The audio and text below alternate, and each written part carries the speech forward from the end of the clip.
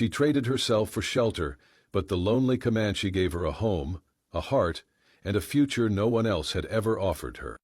New Mexico Territory, 1881. The dry season held the land in its cracked grip. Winds carried red dust across the horizon, painting the sky with rust. The sun was a dull copper coin, glaring without warmth. The hills stood like old bones beneath a wide, empty sky. The chapel stood on the edge of the town, its whitewashed walls now streaked with wind-blown dirt. Inside, the pews were empty, the air still and heavy with incense and secrets. Carol moved softly down the side aisle, a book of hymns pressed against her chest. She was dressed modestly, as always, a plain cotton dress, hair tied in a ribbon that had once been blue. Her face bore the gentle, clean-lined beauty of someone taught to keep her chin down and her prayers up. She had come to tidy the altar, but stopped when she heard voices near the vestry door. Low. Male. She paused, half hidden behind the pulpit. "I do not have gold," came her father's voice. Reverent, measured, the tone of a man who had delivered sermons with fire and consequence for 20 years. "But I have a daughter." Silence. Then Clyde Hargan's voice, greasy with satisfaction. "I will treat her like something precious," he said, "so long as she learns her place." Carol's breath caught. Her grip on the hymnal tightened. She stepped into the doorway, her heart pounding beneath her collar. "What does that mean?" she asked, her voice clear, slicing through the musty air like a bell. Both men turned. Her father's face went tight with something between shame and rage. Clyde just smiled, tipping his hat with the flick of 2 fingers. "I heard you," she said, staring at the man she had once believed walked with God. "You're selling me." Her father stepped forward. "Do not speak in that tone. Is it unholy to ask for the truth?" Her voice rose. "Or just inconvenient?" He slapped her. The sound echoed off the stone walls.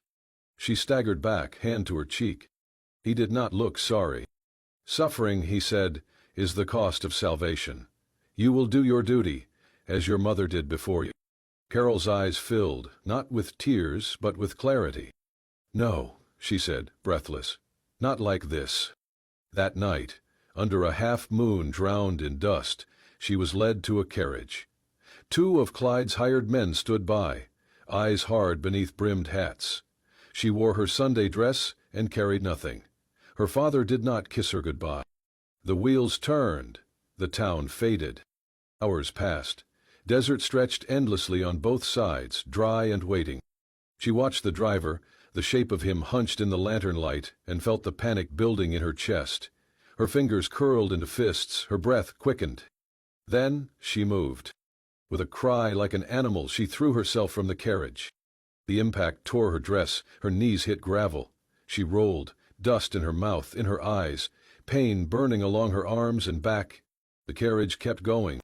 She pushed herself up, staggering to her feet.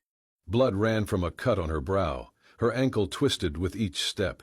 But she moved, away from the road, into the dark outline of the hills, into the trees where shadows waited. No plan. No food, no map, only escape, and the sound of her own breath breaking in the silence of the wild. Carol did not remember when she collapsed.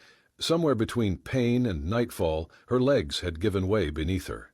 Her body was too dry to sweat, too bruised to ache. The desert air no longer bit at her skin. She no longer felt cold. She simply sank, into gravel, into silence, into a place between waking and gone. Snow fell in patches across the dry ridges that year, rare and sudden, soft against the bones of the earth.